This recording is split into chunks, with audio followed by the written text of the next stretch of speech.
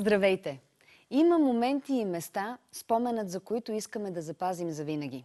Успяваме ли да запечатаме мигът в снимка и ще остане ли снимката в рамка и албум, или запечатаният момент ще остане в компютъра или друг електронен носител? Защо имаме нужда от спомена от един поглед? Да поговорим за всичко това и други неща сме поканили Петър Чолаков, доказал се и признат майстор на фотографията, с прецизно око и изключително чувство към момента, красотата, светлината и цветовете. Освен, че е добър в професията си, той се опитва да предаде любовта си към нея и на другите. Затова и непрекъснато води курсове за фотографи. Здравейте и добре дошъл. Здравейте. Едва ли мога да кажа всичко в рамките на Аз дори си изчервих. 30 секунди. Не ви лечи. Добре, защо запечатваме момента на снимка? Помежду другото, аз преди известно време учих операторско майсторство, но разликата между операторство, майсторство и фотографията е, че в фотографията вие всъщност запечатвате единствен миг. И запечатване на този миг трябва да говори много повече, отколкото много последователни кадра. Иначе може би да се разсее посланието и смисъл на самата снимка. Най-важното нещо е да запечаташ мига и също така да го видиш. Добре, откъде и кога всъщност възникна тази любов изобщо към запечатването на мига? Това е още когато бях в АП на 14 години. Бях влюбен в една девойка. И оттам с целта си да направя по-хубави снимки, да впечатля, започнах да се занимавам с фотография. Апропо, тогава учих в приложното училище. Специалност илюстрация. Успяхте ли да я впечатлите? Не съм много сигурен. Нямаше ефект, най-вероятно. Но все пак любовта е движеща сила. Да, в такива моменти. Може би е така. Между другото, много съм благодарен на моя баща, понеже той всъщност успя да ми помогне с това, да мога да направя моите първи крачки, да ме запознаме с техника. Той самия имаше така черно-бяла лаборатория, с която правяхме заедно снимки, правихме неща.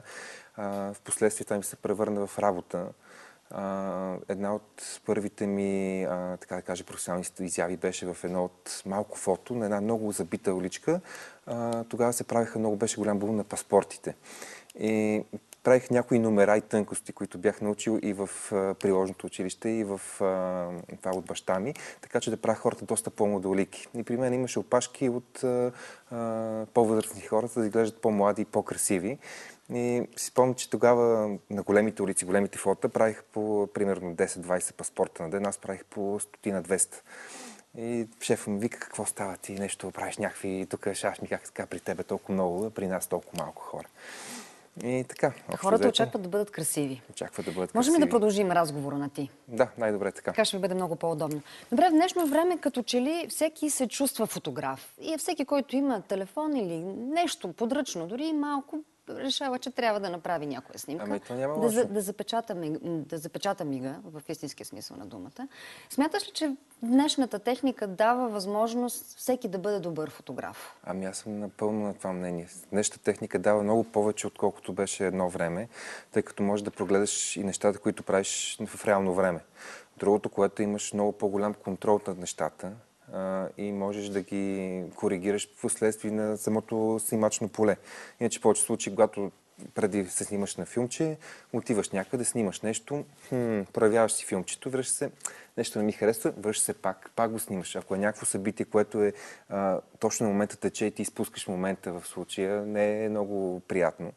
И в това отношение днешната фотография е много по-добра. В друго отношение пък, ако хората, които правят пейзажи, които правят нещо, което е по-спокойно, пък е ощетена, защото тя няма толкова така наречената фотографска широта. Тоест не вижда еднакво добре и много светлите части, и много тъмните.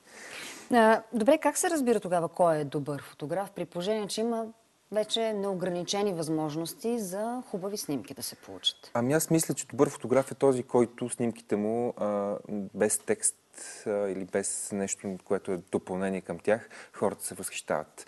Дори, между другото, когато правя някоя така по-важна за мен снимка, винаги давам има ни братовчетчета, им давам да разгледат снимките и те да кажат какво мислят за тях.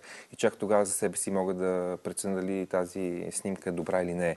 Защото, примерно, една снимка, тя може да е много хубава, може да има технически характеристики от високо ниво, може да бъде разпечатана на много голям размер, много голяма резолюция, но като послание и като смисъл да е нула. Даже според мен оценката... Искаш да ми кажеш, че по-скоро е въпрос не на техника, е въпрос на око. Ами то не е само техника и око. Трябва да се... Или не можеш да ги отделиш? Не можеш да ги отделиш. Значи първо трябва да видиш нещо и то да те впечатли. Второ, това нещо, което да го впечатли, да го поставиш в определен фон, който трябва да бъде, примерно, една ваза с цветя, може да сложиш на... Аз ти предлагам директно да минем към снимките, които си ни донесъл. Добре. Тъй като в момента виждам пред себе си много хубави кадри и тъй като са различни, освен всичко друго, ми се иска все пак ти да ми кажеш какво обичаш да снимаш. Хора, планини, езера, природа, животни или няма ограничение? Ами аз работих 10 години в Вестник Труд като фоторепортер и оттам любовта ми към пейзажите, към репортажите е страшно сила. Много обичам репортажите, много обичам да въздействам и с емоции, и с това, което показват моите снимки. Това откъде е тази снимка? Това е снимка, между другото, направих един проект, който е Необичайната България. Много интересно за България, че тя е една от страните в света, които е в голяма хармония с съседите си. Въпреки всичките неща, които се говорят навсякъде, съм обиколил навсякъде България и не само България. И тези по-гранични райони, които са на България, всъщност българите и турците, българите и гърците, българите и румънците, българите и руснаците, те имат много силна връзка и са много се обичат ни спрямо други. И това, което ме изуми е, че всъщност тези хора живеят в много голяма хармония и се обичат. Няма някаква разлика, като тиш, примерно в... Политиците разделят хората. Политиците разделят, със сигурност, да. Политиците ги разделят, но реално, като ти е човек на място, също разбира, че тези хора са много Виждам снимка добри. От Нестинарски танци. Моля те, кажи ми къде си е направил? Така, специално за Нестинарските танци, едно от най-известните места за това нещо е Сахар. Но тази специално направих един от най-големите събори, които успяват да съхранят българската традиция. Това е в Копривщица. Тези събори се правят веднъж на 5 години. Апропо мога да направя нос тази година. Този събор и може, който иска да се наслади на чисто българска култура и традиция, може да отиде в Копривщица. Специално тези нестинарски танци са от Копривщица. Да. Там има част от планините се превръщат в едни големи полета, в които има различни сцени. Случая една от тези сцени беше на Нестинарски танци. Една от най-добрите наши такива групи, които хората наистина ходят върху истински горящ огън. В смисъл, самите въглени обикновено могат да бъдат от дърво, което не излъчва голяма топлина, докато тези въглени бяха такива, които ние самите си... Винаги ми е било много интересно как се получава добър кадър при положение, че, например, имаш под краката огън, нагоре имаш една роба, която е бяла, всичко останало е в тъмнина. Как се изважда хубав кадър от това нещо, така че да се получи магията на снимката?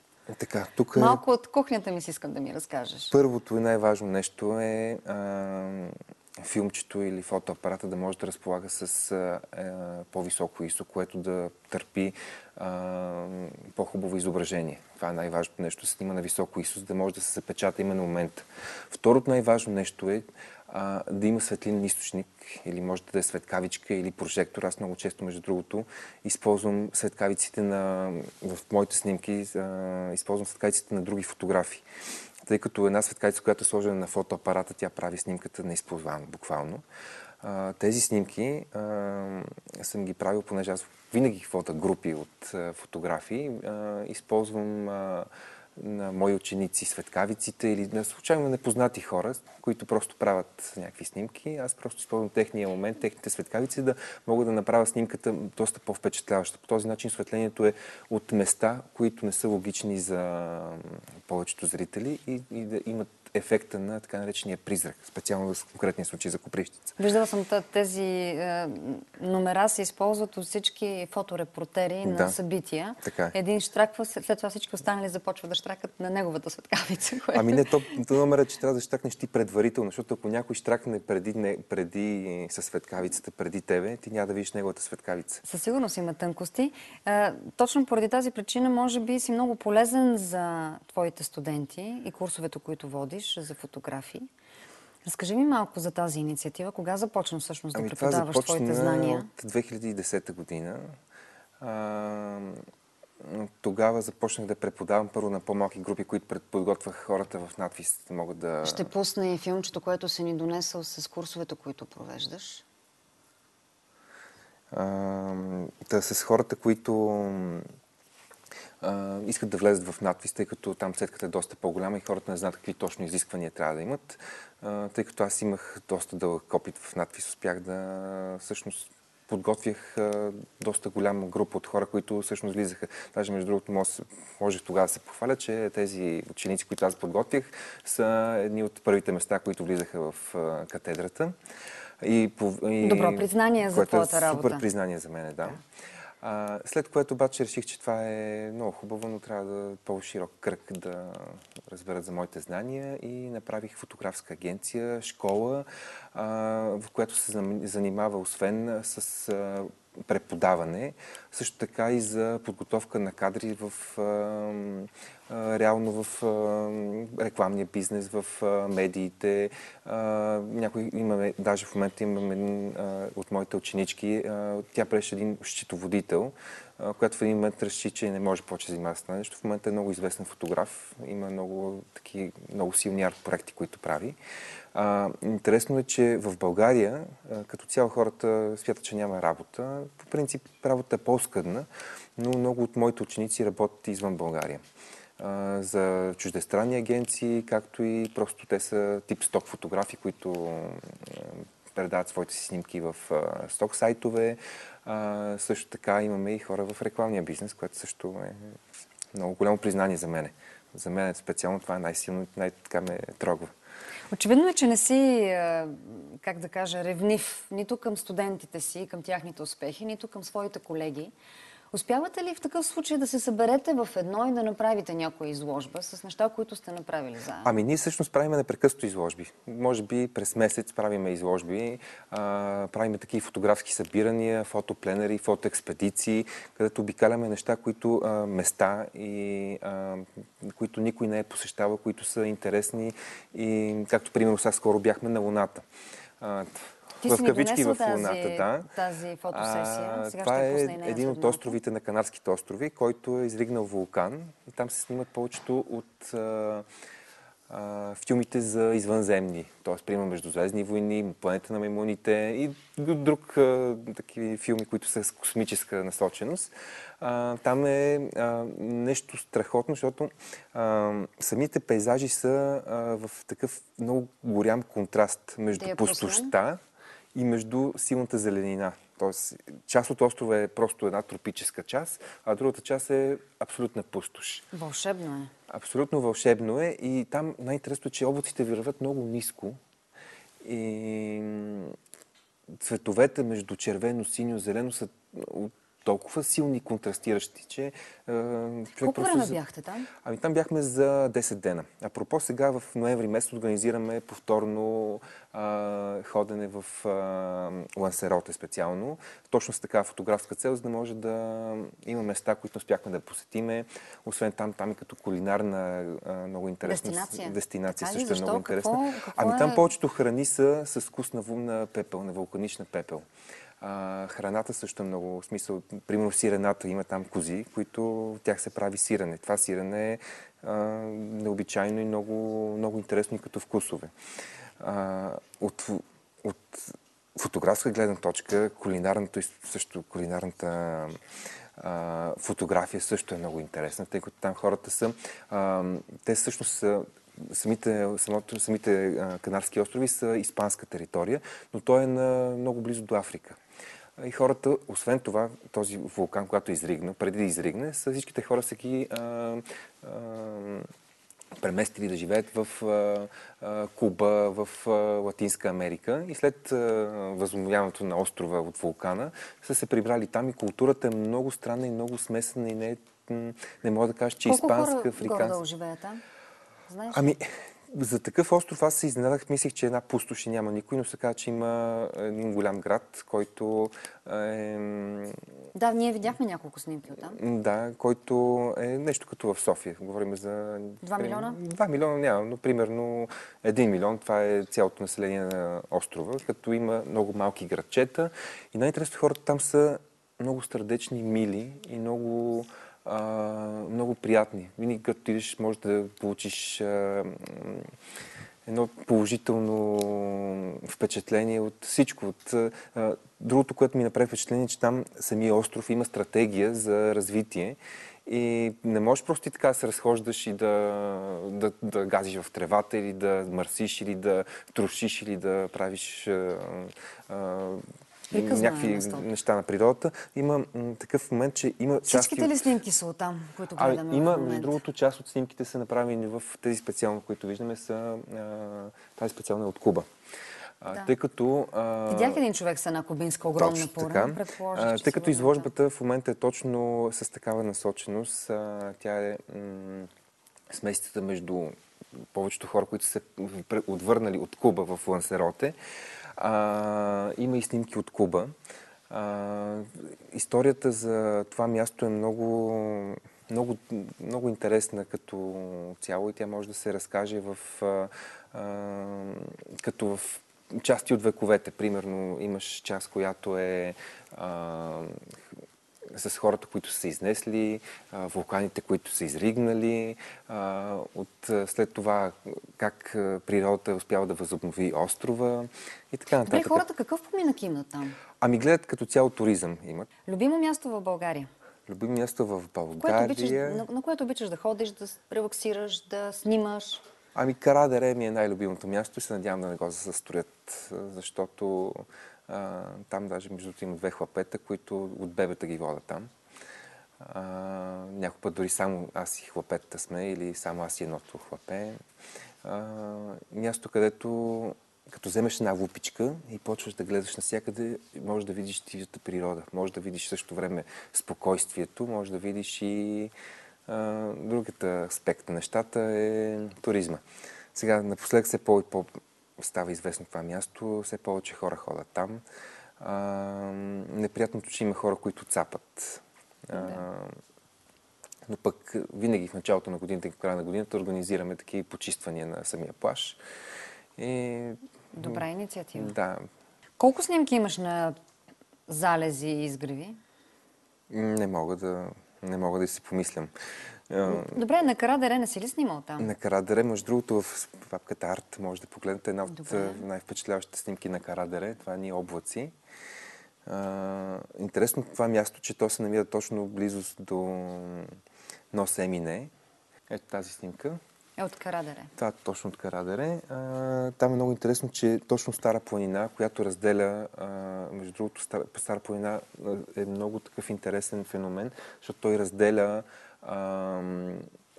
доста климатични условия и когато, примерно, тази страна на Стара планина е слънчево, от друга страна обаче е облачно, точно по средата се събират много интересни феномени. Случило ми се да виждам как Стара планина започва да пуши. Случило ми се да видя и много интересни облаци, които преливат между чисто топлата и ведрата част и това, което е мрачната. От едната страна се пече слънце, от друга страна е мрачно и гръмотевици. Това е нещо, което на много малко места можеш да го видиш. Така е. Издай ми тайната как се прави снимка на луна и на изгрев и на залев. Това е снимано с едно малко фотоапаратче. Което с телеметрично се сменява оптика, с един обектив, който е 300 мм. Интересното на малкия фотоапарат е, че когато му сложиш един дори малко по-голям обектив, който не е дори за него, той прави много голямо увеличение. И в случая може да хванеш много интересни моменти. Номер е само, че фотоапаратът да бъде не на общо измерване, ами на така нареченото спотово измерване. Тоест, фотоапарат трябва да има възможност да измерва точно една определена малка точка от кадъра. Апропо, така се снимат и концерти. Така се снима Луната, така се снима и Слънцето. Какво друго обичаш да правиш, освен да снимаш? Обичам да се разхождам. Много често хода пеша. Дори в момента мога да се похваля. Успях след ремонта на пътния възел около семинарите, бяха прекъснати всичките пътеки до един от парковете. Успях с доста мъки да се свържа с кметовете, да възстановим пътеките. Поздравления! Да, и вече може да се минават колездачи, майки с детски колички през тези паркове. Пешеходци. И пешеходци. Да, много обичам да ходя. Между другото, от офиса до вкъщи гледам да минавам през парковете. Обичам като цяло да се разхождам, обичам кулинарна, много обичам да готвя интересни Какво обичаш да готвиш? В момента най-интересното за готвене е киселец с коприва и лапът. Киселец, коприва и лапът. Точно така. Страхотна комбинация. Как се приготвя? Първо трябва да вземеш праслук, все още има праслук и морковчета, които леко трябва да ги запържиш. Апропо, запържването става за около минута и половина, след което се добавя вода и те започват да къкрят вече не като запържване, ами като готвене. Трябва да покъкрят известно време. След като покъкрят, добавяте, сварявате втора тенджера, втори котон, сварявате копривата, за просто да кипне лекичко в вода. Така. Трябва да се измие много хубаво копривата и най-добре вие да си наберете от хубаво място. Чисто. Чисто, да. Което се наси за киселица и лапата.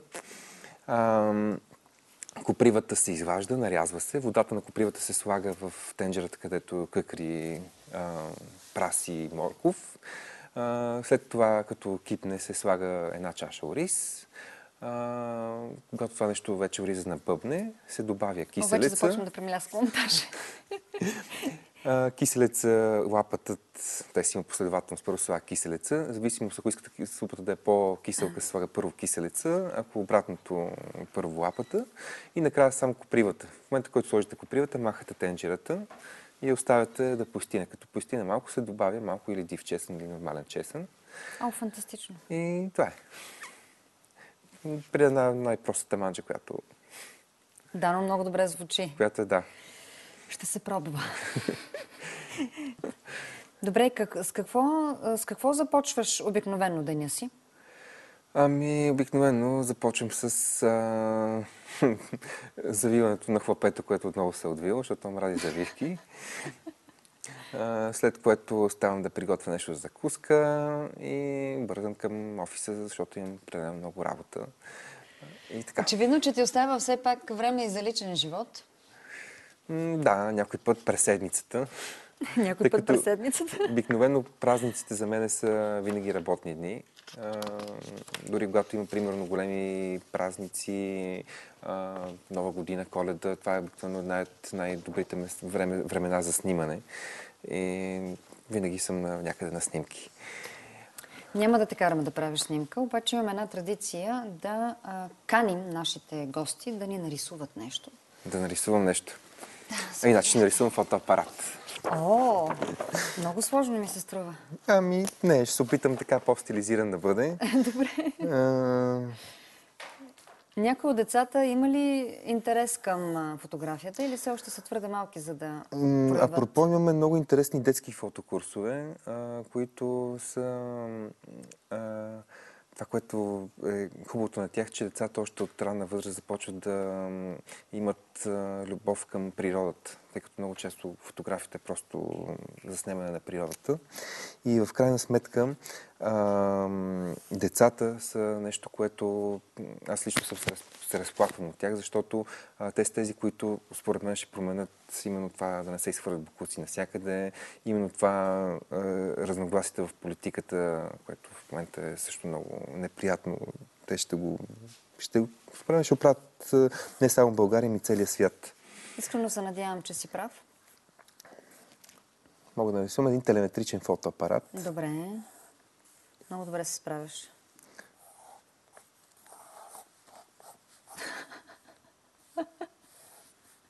Като в анимационно филмче.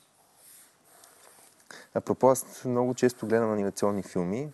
Не само заради хлапетите ми, заради себе си. Имам много любими такива детски филми, анимации. Кои, например? Едно от любимите ми филмчета е Лоли. Ами, Само мисля, един че подпис. готов. Но, окей. Лоли и на мен ми е любим филм, да. Благодаря. Ето да покажем сега какво е станало като резултат.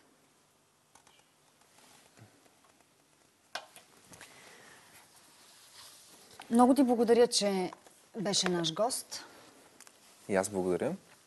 Имаме една много хубава новина, че на Международното изложение Културен туризъм, което се провежда всяка година във Велико Търново, твой колега, който написа и книга за часовниковите кули в България, Ивайло Иванов, получи приз за най-добра книга в областта на туризма. Ние сме много доволни, тъй като той беше гост в нашето предаване. Може би представихме и неговата книга. Може би някой ден двамата ще направите нещо заедно. Да, между другото, ние в момента работим, има такъв проект, работим с големите български фотографии. Точно в момента тече един от големите въркшопи с Енчо Найденов, в който хората се учат как могат да правят портретна фотография. Тази серия от фотографии продължава с Евгений Динев и с още поредица други фотографии, в които се говори за пейзажна фотография, репортажна фотография и се снимат много интересни места и личности. Звучи прекрасно. Много ти благодаря още веднъж, че беше тук. И до нови срещи. Много успех ти желаем. Мерси. Всички от екипа. Благодаря ви, че бяхте с нас. Ще ви очакваме и другата седмица. А до тогава не ни забравяйте да ни пишете на страницата ни във Фейсбук. До скоро!